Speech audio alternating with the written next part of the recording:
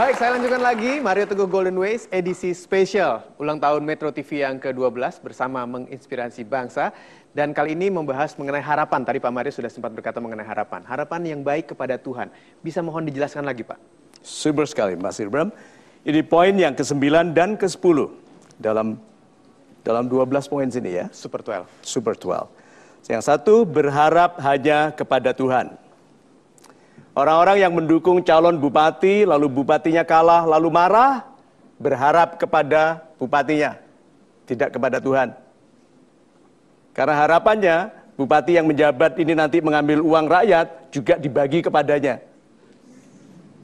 Lalu gagal, makanya marah sekali. Itu perilaku orang-orang yang tidak berharap kepada Tuhan.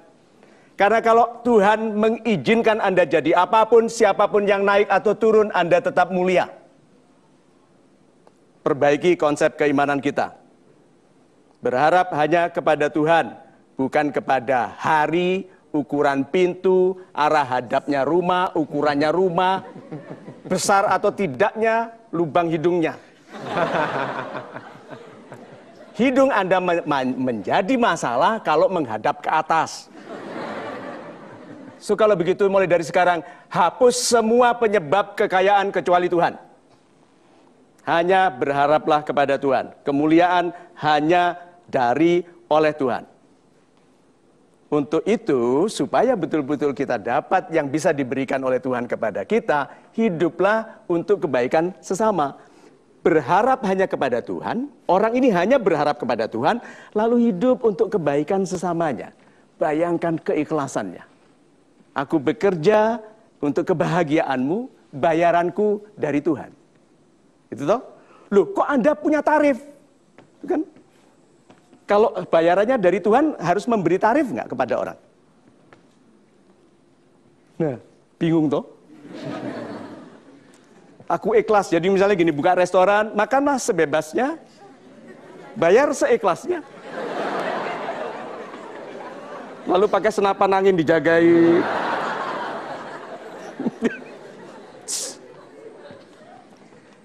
Pada alam yang ideal, begitu caranya.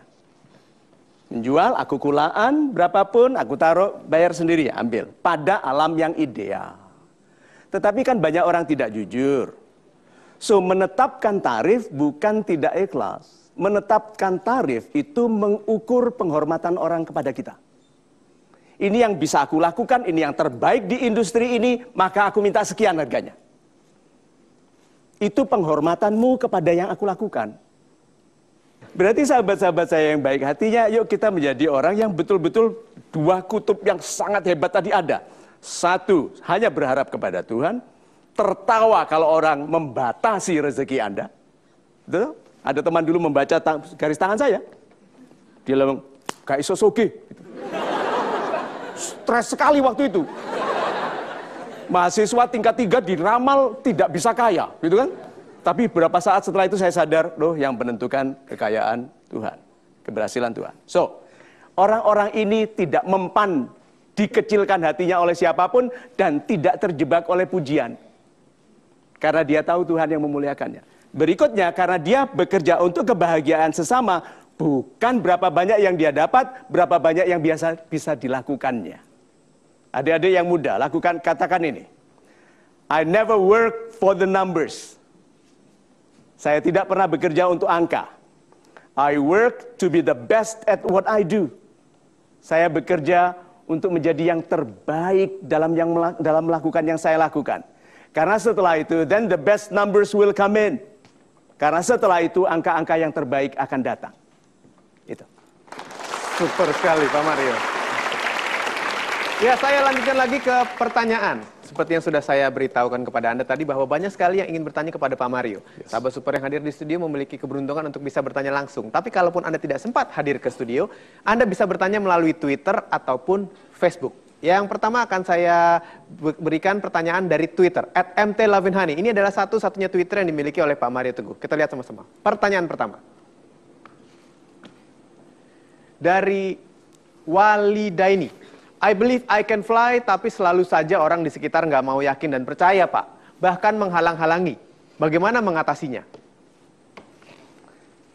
Walidaini, tidak mungkin ada orang bisa menghalangi keberhasilan kita. Untuk satu orang berhasil menghalangi keberhasilan kita, dia harus hidup bersama kita dan tidak tidur menjagai kita. Ayo. Waktu Anda membuka website kecil untuk buat toko online Anda sendiri, siapa yang bisa menggagalkan? Nggak ada. Kalau dia jagai, gitu kan? Dia jagai, gitu. Dia tunggui Anda pergi ke tempat yang dimana dia tidak bisa tunggui. Tidak punya kesabaran untuk mengganggu Anda. Tidak mungkin. Apa? Komentar. Dia mengomentari Anda. Kalau Anda tidak reken, berpengaruh nggak?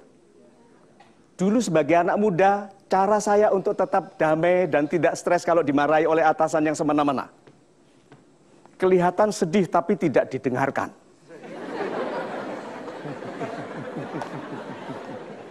Waktu saya masih muda dulu, kalau atasan saya semena-mena kan ada atasan yang cari orang dulu kalau mau marah. Itu kalau ada salah langsung, siapa? Gitu kan, dicari dulu, dicari wajah yang paling bisa dimarahi. Loh, karena di gaji kita itu ada prosentase untuk dimarahi. Dan tambah lama tambah besar prosentasenya ya. Nah, kalau dia marah semena-mena ke saya pasang wajah susah, tapi nggak direken. Loh, kenapa Anda dihina orang direken? Padahal bukan dia yang memuliakan Anda. Sekarang, orang yang menghina Anda sebaiknya didoakan supaya dia mendapat pembalasan setimpal. Ayo, siapa yang bilang gitu? Banyak toh yang semoga Tuhan membalasnya, gitu kan. Oke, orang yang melakukan keburukan dapat apa? Orang yang melakukan keburukan dapat apa? Keburukan. Orang yang diburuki, sekarang saya tanya, dapat apa? Tergantung reaksinya. Orang yang melakukan keburukan, Bapak memburuki saya. Bapak sudah buruk toh? Contoh saja. Pada saat Anda melakukan keburukan kepada saya, pada detik itu Anda sudah buruk toh? Terus kenapa didoakan lagi? Nah, saya diburuki, saya buruk nggak? Tergantung reaksinya. It's not what happens to you. It's what you do because of what happens to you. Bukan yang terjadi kepada Anda. Yang Anda lakukan karena yang terjadi. Itu yang menilai. Kalau dia yang menentukan penilaian kita. Kalau dia memburuki saya baik. Coba lihat. Saya akan dapat semua kebaikan. Karena dia buruk dan saya tetap baik waktu diburukin. Kedua, mau lebih hebat lagi kebaikannya, doakan. Tapi kalau ingat ini ya, kalau Anda mendoakan orang yang menjahati Anda itu orang seperti apa baiknya? Double good. Satu, bersabar, tidak menjelekkan diri. Kedua, mendoakan orang. Bayangkan itu. Terus saksikan kami di sini karena kita akan break sebentar. Dan akan segera kembali tentunya di Mario Teguh Golden Ways.